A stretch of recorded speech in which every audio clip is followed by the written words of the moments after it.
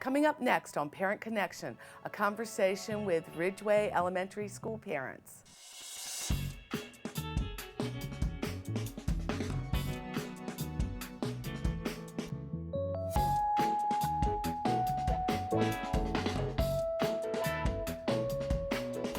Welcome to Parent Connection. Today our guests are Kathy Hayes and Karen Merritz from Ridgeway Elementary School. Thank you for joining us today. Thank you for having us. Thank you. Well, first I want to know a little bit. I know you're really active volunteers at Ridgeway, and Ridgeway has some really great things going on with parents and in the PTA. But tell us first, Kathy, and you can start, how did you get involved in volunteering? Well, when my son started, or my daughter started at Ridgeway 10 years ago, I started by going to a PTA meeting. Just wanted to hear what was happening in the school and decided I should attend.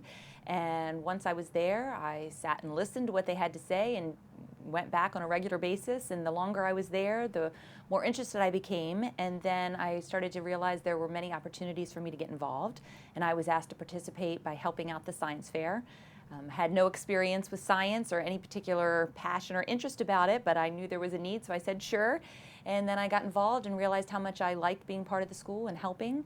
And then before I knew it, there were other opportunities where I stepped in and helped, and the rest is 10 years of volunteer history. Well, tell us also a little bit about yourselves and your family. Well, I'm the proud mom of a daughter that is currently a sophomore at Glen Burnie High School in the Biomedical Allied Health program there. Great. And my son is now in 6th grade. They both graduated from Ridgeway Elementary, proud mom from there, and he is going on to Slade. That's wonderful. Okay, Karen, tell us a little bit about yourself and how also you got involved in volunteering. Well, I also am a proud mom of 2 children, a son and a daughter. My daughter just graduated from Ridgeway Elementary and she'll be heading into middle school. My son will continue as a 3rd grader at Ridgeway Elementary. And I started similar to Kathy, where I started in preschool when my children were younger and did room parent, helping get supplies in order. And when my children entered into Ridgeway, I attended PTA meetings to kind of get myself familiarized with the teachers and the other parents. And I noticed along the way that there were a few needs with how the volunteer process worked. So I volunteered to help reorganize the volunteer process and later became the volunteer coordinator. And then the following year, after coming to Ridgeway, they were in need of a PTA president. So I put my name in, and I've been honored to serve the last 2 years, and will serve again the next 2 years. Well, and that's really important to get parents in at the beginning sometimes when your children first go. I mean, that's how I became a volunteer as well when my children first started in the school system. But what would you say to other parents who are listening and they're thinking, well, they want to volunteer, but how do they start? And sometimes, you know, when you're brand new to the school and maybe you don't know anyone in the community yet, because that's a lot of times how we meet people, through the school and our children. Mm-hmm. Sometimes you feel like, oh, there's a clique, or they all already know what they're doing. What would you say to parents if they wanted to get involved? What would be a good step? Or the very first thing is just start to go to the meetings. When you show up at a PTA meeting, it's a neutral base. Everybody is there for the same reason. They want to learn and hear about what's going on. There's no commitment when you go to a PTA meeting. You just sit and you listen. And then as you're sitting and listening, you become more familiar with the people, the environment, the community, and then eventually you become more comfortable maybe speaking up, even if it's just raising your hand in a vote for what's happening. And then from there you start to speak your opinion, and before you know it, you find things that interest you and that you think that you could help with, and so you start to do that aspect of it. And then I have a lot to say about the perception that, or maybe the misperception that goes into what a PTA is all about. I think some people are overwhelmed with the idea of even starting out going to a meeting. They're maybe afraid, just like you said, of a clique, which my response to that would be that that really isn't the case. What happens is once you start to go to these meetings, you start to meet people. Many of the people never knew each other before they even started, even though they look like they do now. It's because they became comfortable with each other from volunteering and sharing similar experiences. And then the other thing is they're often afraid that they're going to get roped into too much when they go to a PTA Yes. meeting. And really, that's not the case at all. You can do as little or as much as you want to do, but just being there and being part of it lets you know what opportunities are available. And I know as volunteer coordinator of the school, you probably have some ideas too of if they just aren't ready to make a commitment to join a group or anything, what could they do? What's the first step if I was interested and I wanted to volunteer at a school? What would you tell parents the first thing to do? Well, I always encourage parents to research. As our PTA, we've created a website. So we put ourselves in their shoes of what would a new parent want to know about our events, the ins and outs, so they can kind of get a feel without actually coming and attending. And the second thing I would say again is attend the meetings. I think that's a very good way to get your feet on the ground with exploring the events. At our school, we started Sign Up Genius, which has been a very good asset with allowing parents to look at exact times and shifts and dates and events, and they can actually pick and choose. They have the luxury of saying, that I can volunteer an hour, this works into my work schedule. Again, I would just encourage, if you're one of those people that likes to dip their toe in, pick an event and come and volunteer for an hour and just try it out and see, or ask to shadow even another volunteer and say, can I just come? I want to see and learn what the process is. But I would definitely recommend researching. Reading old PTA newsletters to kind of get a feel of how the school runs is a very good thought for learning about the school, learning about the events and when they take place. Back to school night is a very good place to learn about the events and speaking with people that have volunteered before. I'm always open to receiving emails. Contact your PTA officers. They really would love to hear from you and hear what your concerns are. Right, and even if you just wanted to volunteer, starting to come to the volunteer orientation. And lots of times I know at schools, that's where they really talk about, here are some opportunities. And we always tell people, if you're volunteering and maybe you said you wanted to do something in media, and then you get into it and realize that's not really you. Right. Please speak up and tell the people that are in charge. Don't spend a year doing something you don't really like, because we don't want to burn out our volunteers. Do something that calls you, that you enjoy. And I think sometimes, I agree what you were saying, Kathy, sometimes you just have to get to the school, and that's where people do become friends, because once you're working on a project together, you're putting those hours in, you have interest, that tends to be how people really can make other friends in the area and things like that too. And I want to add that I think one of the biggest things, and myself included, and I'm a pretty seasoned volunteer, so to speak, and have put quite a few hours in, I still get intimidated or maybe fearful that I'm going to get roped into a little bit more than I have time for. Right. And so even now as a volunteer, the fact that we have Sign Up Genius is wonderful, because I have my certain things that I'm involved in, but I also want to help out my friends and their committees. But I can look at the Sign Up Genius and say, okay, I can give a half an hour. And so I'm not fearful that I have to go through these big hoops, and once I say that I'm interested, then I'm going to get roped into more and more and more. And I can just say, okay, half an hour, and sign my name, and I know I'm done in that half an hour period. Chances are, once you get there, you may end up signing up and doing more. But I think for parents that have never volunteered before, just knowing that a little bit of involvement does not translate into taking over a committee. It just translates into a half an hour of your time. That's all it really needs to be. And kind of like you said, dip your toe in, see how you like it, and see what interests you there. Why do you think, I know at Ridgeway you all have been successful with getting volunteers, and we know that all schools go kind of in peaks and valleys, but why do you think some schools do suffer with really not having the volunteers, or suffer trying to get volunteers to come in? I think one of the big misconceptions people have is the idea of groupthink. That we are 600 students in a school, and they're putting out a request for help on the school dance. So other parents have to be signing up. I don't really have any special talent. I don't really know anything about the school dance, so I'm not going to sign up because they have it covered. So I think the very first thing is that people always think that someone else is is handling Right. it.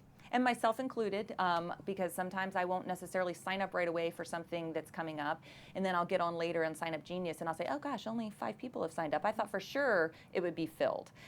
So just making yourself aware of what's going on and what needs really do exist, I think is important. I would agree. I think a lot of times it works in both ways, where going back to the click feeling is that there may be parents that don't necessarily have a connection with the group that's already volunteering. But on the other hand, a lot of parents we get volunteer because they have that connection already, and they see other parents that they know, and they feel comfortable. Sign Up Genius is really actually a good way to show parents who's already signed up, how many more volunteers we do need. Again, I just encourage, as a leader, I think sometimes you lose volunteers because the leaders aren't watching for the signs that maybe a volunteer's burned out or they're hesitant to come in and volunteer. And so speaking from that role, I know that I encourage them to be diligent, myself as well, of watching for volunteers that may be hesitant to try and come Right. in, and you want to encourage them by reaching out to them, making a personal connection. And I think once people feel a personal connection, they'll be invested differently and they'll show up. I also have noticed one of the issues is parents are really eager to volunteer in their own child's grade or an event that only involves their child, and I would highly encourage parents to look outside of somewhere your child will not be attending. You get a great idea for what other grades do, what goes on in that grade. You get familiar with the teachers and other parents for that grade, and you really make connections that you would have never made had you only been focused on the grade your child is in. It's branch out is what I would recommend. I think that's important too. I really do, because I think sometimes, and there are some schools where they even have policies that you don't volunteer in your child's school, your child's classroom. Every school runs it a little bit differently, but I do think that that's important. And if you're at the school level, making sure that people say thank you to volunteers, and we say that to staff as well as other volunteers, making sure, we can't pay you, and the only thing we can do is praise you and thank you. So really letting volunteers know how important what they are doing.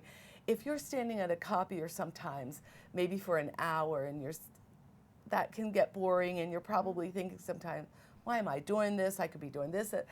But if you understand that you have really saved 5 teachers from fighting for the copier, first of all, after school when they all have the same time or before school, and that they're now going to be able to free up all that time to plan for something more exciting for your children in instruction. It really does, if they know why they're volunteering and what their task is, really how it's benefiting the school and their child. Mm-hmm. I agree completely, and I think that if you think what you're doing is making a difference, it motivates you to keep going. I completely agree with the idea of if you're into something and you think they don't even notice or they don't even care, it's not even improving their day, why am I doing this? But the nice thing, at least at Ridgeway, I can speak to, is that they go out of their way, both the school itself as well as the people in charge of the PTA, to make sure volunteers are appreciated.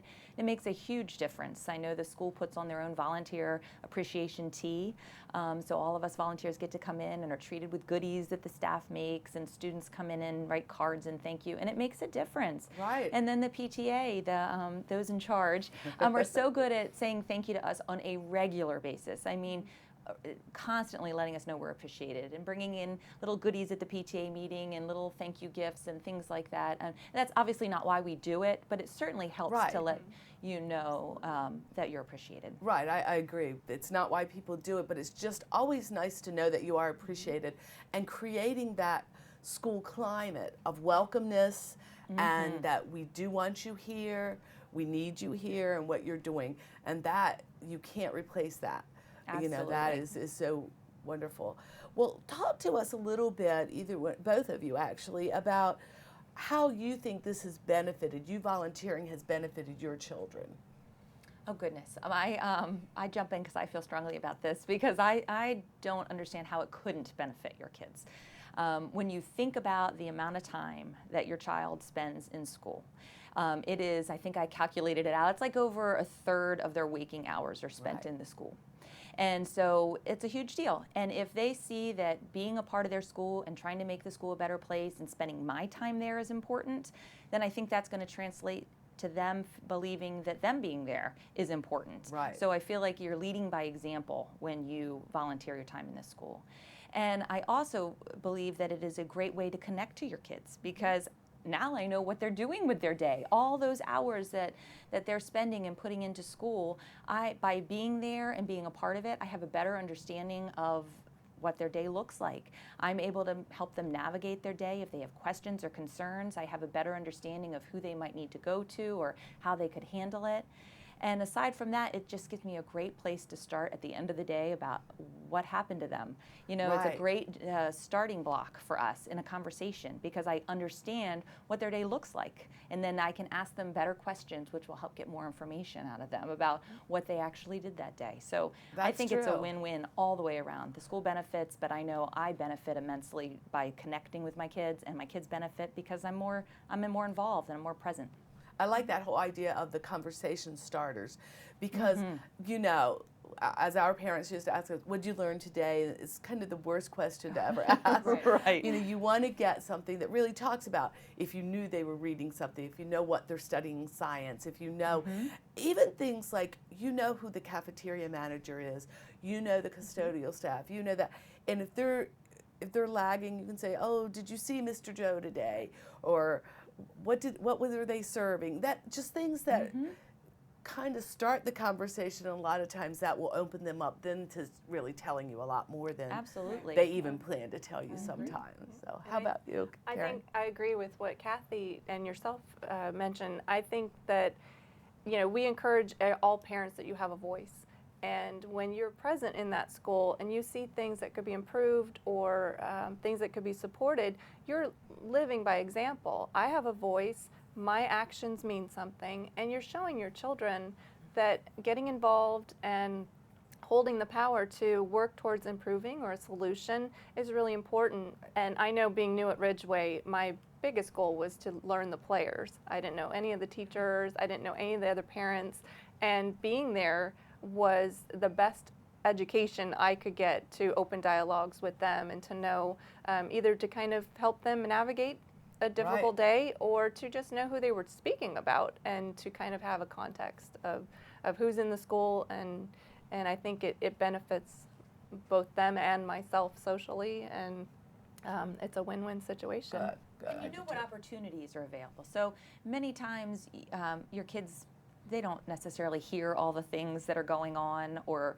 read the newsletters themselves or the handouts that come home. So just by knowing what's coming up and what's happening, then you can prompt them to take advantage of those opportunities that they might not have otherwise. Right, that's true. You know the whole background and what's going on. Well, what do you think are volunteer responsibilities? Like, what are those responsibilities that are on the volunteer as well in this partnership? Well, I think that what you had said earlier, that it is super important that as volunteers we are welcomed into the school. However, I also think as a volunteer we have those responsibilities, and to really make sure that our role is kept in check, that to realize that we are there to make the school a better place for the kids and the staff. And that said, you need to be respectful of the staff and administration, realize that they're the ones that are in charge, that when we go in, we need to be as little of a distraction as possible. So lots of times you go in and you don't even say a word in the back of the class, because you need to make sure that what you're doing isn't disrupting the instruction of the day. I think that we have to keep in mind as a volunteer that we might not understand some of the rules that are being placed upon us or our students, but we're not privy to everything that's going into the decisions being made. I think that's a big one, is just realizing that the staff and administration really understand it better than we do, and so we need to respect our place. And finally, I think that we need to make sure we're positive. I mean, that sounds really corny and a no-brainer, but I think that going into a school and being happy and positive and giving those high fives or the hugs when they're appropriate, or just being a face that is friendly for those students that are there, for not just your child, but for all of them, Right. to make their day a little bit better. They're doing the hard work and the serious business of school, so let's make it a little bit better. And I agree. I think what I try to encourage volunteers to understand is how valuable they are. First and foremost, you are so valuable to the network and the community of our school. And once they accept how valuable they are and that their time is treasured, their level of dedication rises. And I think that the more that we can encourage them to come in and learn and absorb, I think a good role to have as a volunteer is to try to learn as much as you can, because I tell my chair people and my other volunteers, you are the next trainer of the next set of volunteers. The more you know, Right. you are there as a role to then help the next person, put a hand down to help them up and to train them and to show them the ins and outs, because the officers can't always be there, the chairpersons can't always be there to train. And I think that it's very important that you absorb as much as you can and be a positive influence to encourage the next set of volunteers, because we've all been there. We all know what Yes. it's like to walk into a school and not know anybody, and just having somebody smile and say, hey, let me show you how this works, or do you know how this goes, and teach them once, and they'll most likely return because Right. they feel more confident coming back. And I do say lots of times to volunteers, you need to keep in mind that children don't differentiate that you're getting paid and this person isn't getting paid. They're not looking at, oh, this is paid staff, this is not paid staff. It's just another caring adult in the building. Mm-hmm. And so you're that role model, like you said, that positive attitude. They're looking to you to help them if there's, if they have crisis sometimes, and the teacher will say, oh, could you take them, to the health room, or could you do that? They look at you as just another adult in that building. So we do want people to be positive and be that role model for them. And sometimes just that role model and getting to know them really, like you said, helps your child as well. Right. Because it gets you knowing what's going on in the school. So I think sometimes volunteers don't realize how powerful their role Yeah. really is. And we get paid in smiles and hugs. I always tell Right. people, they say, usually it's too bad you don't get paid. I think I get paid in the love that a child, or that they recognize a familiar, safe adult. And that is worth all the wealth Right. in the world. Yeah, you can walk into a school and feel like a rock star, Right. really. I mean, Right. You're a Mrs. celebrity. You're here, So, Right. so yeah, we both benefit. Right, and Yeah. that is the truth. Once the students get to know you, and especially people like the two of you, because you have stuck with it and stayed there. So the kids have gotten to know you as they've gone through and grown up at Ridgeway. And that's why we really encourage trying to get pre-K and K parents right at the beginning. Right. And we don't want working parents to feel like they don't have a part either. Oh, gosh, because there are things that if you're working during the day, you can still do, and after school things and taking things home and doing them. So we want to encourage everyone to do that. If you were thinking, like, what's the one thing that you've spent your time on at the school that you think really has made a difference? Is there one thing that you would say? I would probably say science fair, because that's where I've spent the majority of my time. When I started, I guess I've done it 9 years total, and if it wasn't for the PTA and the volunteers, then there wouldn't be a science fair. The teachers don't have time to put it on. Right. It's a PTA function. It's completely optional for the students, so really we need to go in and encourage the students to see the value in participating, and that I would think would be my greatest contribution, is that the students think that science is fun. I think they realize that it's not all in the books type work. Right. They get the benefit of realizing that anything they're interested in can be turned into a great science experiment, and getting a taste of what actually helps progress the world that we live in. Right. And you never know what these young students are going to do. Some of the projects are amazing. So I feel very proud that I've been a part of that all these years. Okay. And I would say for myself, from the parent side, I my goal was to increase communication when I took over as PTA president. So we created a website. Our Facebook page is very active. So from the parent side, especially for the working parents that can't always be in the school, I do my best to make sure that communication and information is shared and available. From the child point of view, reading is very important at Ridgeway, obviously. Our Chessie program is huge. Our book fairs are a wonderful event we do twice a year. And one initiative I had done was making sure a book got into the hands of each child that may economically not have been able to get the book. And we do that twice a year. We raise funds on purpose for that exact initiative. And so we do drawings for kids to win a certificate for Scholastic. So there's kids that have the ability to buy a book, that they may win the drawing. And then working with our guidance counselor, we make sure that the other kids that are at disadvantage get a book. And it was very important for us to let them shop instead of just handing them a book at book fair time. Great. So they get to go in and they pick their own book with their own Scholastic money. And again, we've been paid with smiles, and the teachers, the feedback they've said, they've watched their faces light up. So that's been something I've been proud of, that we've work to get a book into the hands of kids that may not have been able to during book fair time. Well, I think that's so important, and I really love the idea, like you said, of letting the student go in and pick their own book, because that is the whole advantage of book fair, that they get to shop and they're looking for something that they're interested in.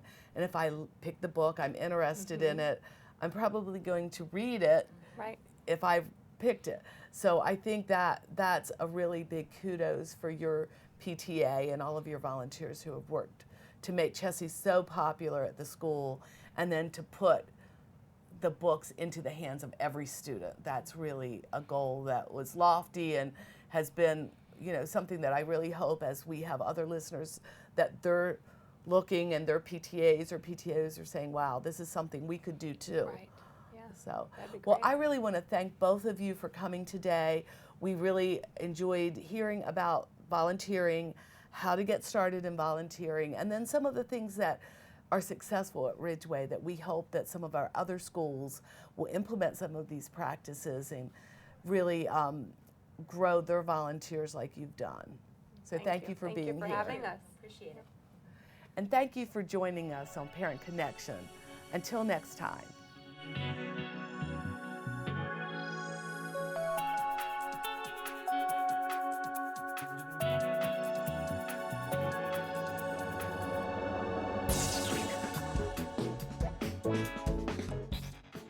Hi, I'm Jody Rissy, the Supervisor of Food and Nutrition Services and the host of Food for Thought. Welcome back to a new school year. I hope everyone enjoyed their summer break. Today, I come to you with exciting news about school meals. School meals offer students a healthy school breakfast and lunch. This year, we will continue to meet and exceed federal and state nutrition standards for school meals, ensuring that all meals are well balanced, provide students with the nutrition they need for academic success. Every day, students are offered unlimited choices of fruits and vegetables. Students are encouraged to select up to 2 cups of fresh produce each day from one of our unique salad bars in Anne Arundel County. You may also monitor your child's school meals account online at My Payments Plus. This is a convenient tool that Anne Arundel County Public Schools offers all parents to make managing school meal accounts a simple process for you, your child, and the school. To learn more about My Payments Plus, simply visit mypaymentsplus.com or call 877-237-0946. Registration is free and quick, so get started today. Each year, families have the ability to apply for free or reduced price meals. The application to apply is online. Parents, you may log on to applyformeals.aacps.org. The process is fast, easy, convenient, and it's accessible from any computer. Remember, if you received meal benefits last year, you must complete a new application each school year. If you have any questions regarding the application, please call 410-222-5900 and we will assist you. If you need assistance with the Spanish application, please contact the bilingual facilitator from your school. Thank you for this opportunity to provide you the valuable information pertaining to school meals. All students in Anne Arundel County have access to a nutritious breakfast and lunch on a daily basis. These meals fuel their brains and bodies for academic excellence. If you have any questions regarding the healthy school meals offered in Anne Arundel County Public Schools, please contact me directly at 410-222-5900. Thanks again, and continue to watch AACPS TV and tune into the next segment of Food for Thought.